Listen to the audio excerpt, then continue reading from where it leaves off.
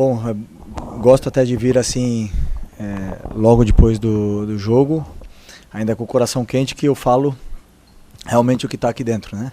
Claro que é um sentimento de decepção depois de ter feito um grande primeiro tempo, criado chances de gol, finalizado muitas vezes na área no gol do adversário, e no segundo tempo realmente tivemos uma queda muito grande e por um descuido nosso na bola parada acabamos sofrendo empate. E claro, sentimento de decepção e não temos outro caminho senão trabalhar e continuar evoluindo. Felipe, tudo bem? Boa noite. Gabriel Alfa, canal Paparazzo Rubro Negro, revista Placar. Felipe, eu queria entender um pouco mais, é um sentimento que tem muitos torcedores falando nas redes sociais também. O Flamengo, algumas vezes, quando abre o placar, parece que o time não tem a ambição de querer tentar mais, de querer tentar fazer 2-0, 3-0, 4-0, por aí vai.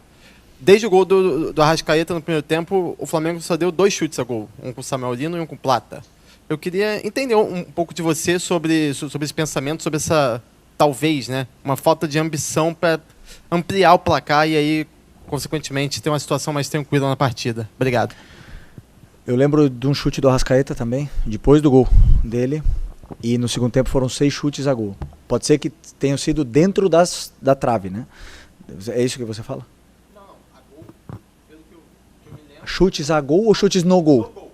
Ah, no gol, aí é outra coisa, aí é a precisão, né? Mas o time continuou chutando, né? Criando. Eu não diria que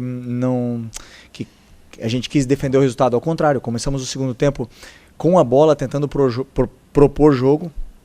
O adversário ele mudou seu sistema, começaram a jogar bola longa nas nossas costas, tiveram alguns escanteios, alguns lances até onde a bola era nossa e por não apitar falta acabava em escanteio, então essas jogadas foram levando o nosso time para trás e tivemos dificuldade de sair, ainda não sei, não vi, vou rever novamente depois, mas realmente baixamos o nosso nível de concentração, de intensidade no segundo tempo.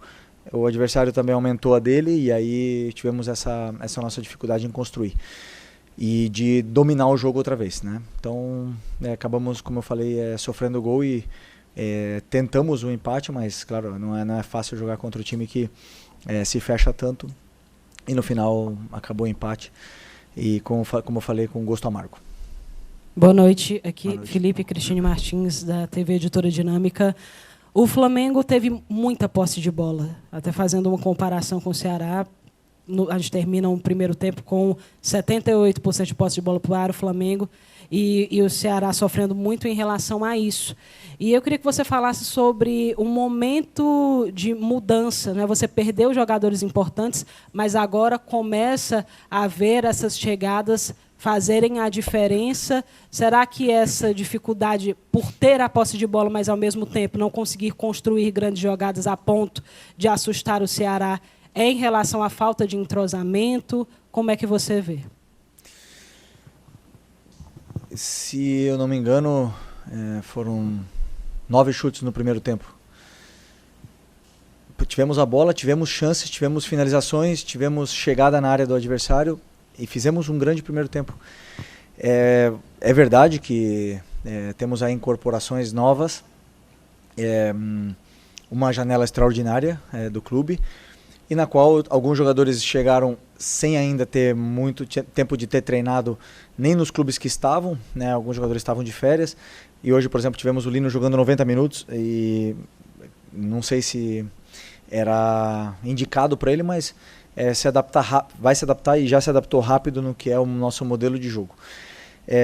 Sobre a posse de bola, falando que o Ceará optou por não pressionar, por esperar em bloco médio, em bloco baixo e tentar sair no contra-ataque. Tentamos neutralizar esses contra-ataques deles no primeiro tempo e criar chances que pudéssemos criar dependendo desses espaços que a gente encontrava num bloco muito fechado, né? Sempre é mais complicado você encontrar os espaços num bloco onde é tão compacto e tão baixo, mas mesmo assim conseguimos criar chances. E como eu falei, no segundo tempo baixamos bastante nosso estado de concentração e aí tivemos mais dificuldade. Boa noite, Felipe. Aqui, Sidão Marinho da Litoral News. Desde que você chegou, né, para comandar a equipe profissional do Flamengo, eu não me lembro de 2 atuações mais abaixo da equipe em sequência. O Flamengo não teve aquele grande jogo contra o Galo e hoje também não conseguiu apresentar nos 90 minutos essa intensidade toda. Você acredita que a parte física pode estar pesando para os jogadores logo nesse momento forte da temporada, de decisão de Copa atrás de Copa, Copa do Brasil, Copa Libertadores? Qual a avaliação que você está fazendo internamente para esse time ter atuações mais abaixo do que o esperado? Obrigado. Bom, não. Primeiro que a atuação abaixo contra o Galo foi muito mérito deles, muito mérito do Atlético Mineiro. A forma como eles defenderam, eles nos causaram dificuldades. O time acabou dentro da área deles, já pode dizer pelo resultado negativo ou pelo que for. Fisicamente o time correu os 90 minutos em todo momento. E já falei, né, quando são jogos depois de 3 dias, o time sente, por mais que alguns jogadores não jogaram na Copa do Brasil.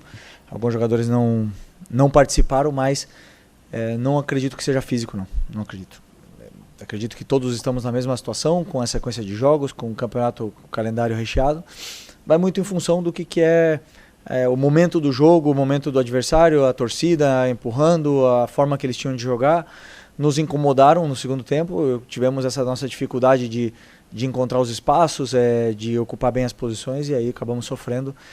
E acabamos dando uma chance para o adversário que foi somente de escanteio, né? Porque assim, até então o time tinha defendido bastante bem, defendeu bem o que era o ataque do Ceará. Então, continuar trabalhando, evoluindo e poder voltar no nosso trilho das vitórias. Boa noite, Felipe. Ednardo Souza, aqui da TV União Rede Multi. Próxima semana você completa 40 anos de idade. Com isso, você já passou por diversos clubes e já enfrentou diversos times. Queria saber, já você enfrentou os 2 times, Ceará e Fortaleza aqui na capital, queria saber se você sente alguma coisa diferente, olhando das 4 linhas da parte de fora, sobre o calor da torcida, que jogar aqui no Nordeste. Queria saber se tem alguma coisa diferente no seu ponto de vista. E a minha idade, qual é a relação da experiência? Ok. 40 anos semana que vem, verdade. Bem lembrado. Não tem nem tempo para fazer festa, né? Mas realmente é um prazer vir jogar aqui no Nordeste, vir jogar contra o Fortaleza e o Ceará. Sempre são jogos muito complicados, muito difíceis. Jogar no Castelão, principalmente contra o Flamengo, o estádio sempre está lotado. É uma grande festa e sempre muitas dificuldades, né? São times que se estruturaram muito bem, que hoje têm um poder econômico grande para poder contratar e lutar para continuar vários anos na Série A. Então, e também acredito que tanto o Fortaleza como o Ceará têm a dificuldade sempre de ter que fazer viagens longas nesse campeonato. Portanto, muito mérito desses 2 times se manterem na Série A durante tanto tempo. Aqui, Felipe, boa noite. André Carvalho, da FM Conexão 70, certo? Nessa mesma sala de imprensa, ano passado, eu perguntei a você se o calendário do futebol brasileiro incomodava você, pela quantidade de jogos, né? E você estava começando um trabalho no Flamengo. E você respondeu que não. Quanto mais competições para o Flamengo, nesse ano de 2025, era ideal para você também. E pelo seu desempenho no ano passado, hoje você está credenciado, né, a títulos, tanto na Copa do Brasil, como no Campeonato Brasileiro, até mesmo na Libertadores. Ao seu ver, como treinador, há uma prioridade em relação à competição, ou você quer ficar na história do Flamengo conquistando um título inédito, que seria a Tríplice Coroa? Não, o objetivo é disputar todos os títulos, né? Hoje o Flamengo ele te permite isso. Você, com esse elenco altamente qualificado que temos, ele te dá a possibilidade de disputar os títulos, de brigar para ser campeão do Campeonato Brasileiro, de ter um elenco qualificado para chegar também na Libertadores e na Copa do Brasil. E eu, particularmente, volto a repetir o que eu falei ano passado, para mim é um privilégio ter esse número de jogos para jogar.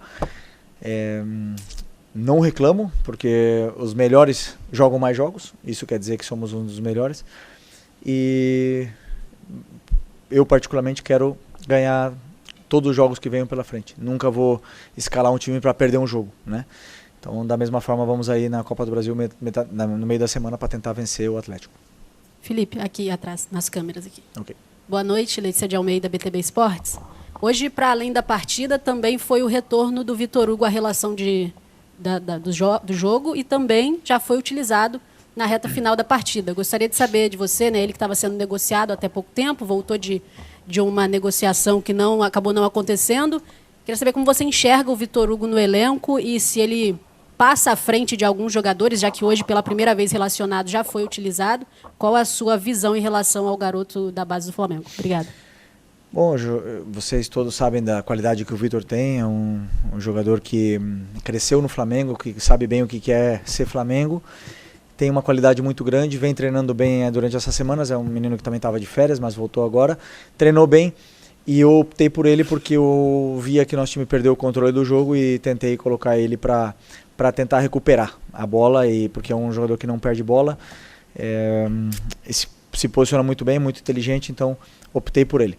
Obviamente que quando todos estiverem, a concorrência é grande, né? Na posição dele são muitos jogadores, mas também é um jogador polivalente que pode jogar em várias funções. Vamos ver o que vai acontecer com o futuro. Boa noite. Marcela Duarte para o portal Futebol Cearense. Abrindo as redes sociais, Felipe, as pessoas estão apontando o gol que o Flamengo sofreu como uma falha do Rossi. Eu queria que você avaliasse esse lance, se foi uma falha conjunta da defesa ou especificamente do Rossi.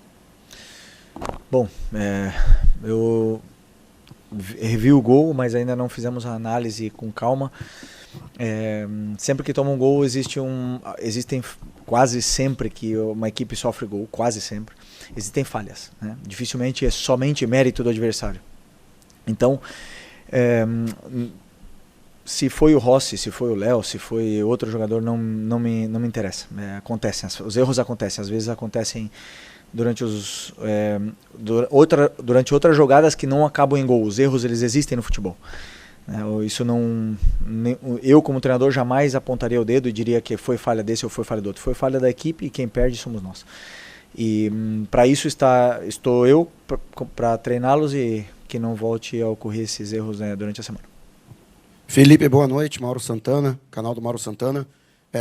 Você, com a ausência do Danilo, que está entregue ao departamento médico, tem sido obrigado a repetir exaustivamente a zaga com Léo Ortiz e Léo Pereira.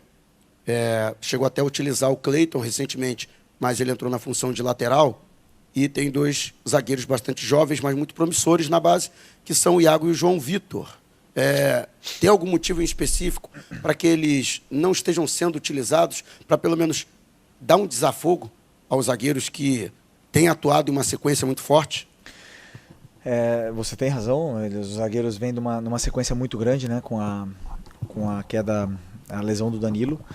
E eu acredito sempre, como eu falei na outra coletiva, a zaga, a última linha é um lugar para mim muito delicado, onde existem momentos e momentos para colocar os jogadores, e eu não senti que esse é o momento, pelo momento que a equipe vive, pelo que estamos lutando, pela dificuldade que tem os jogos pela frente.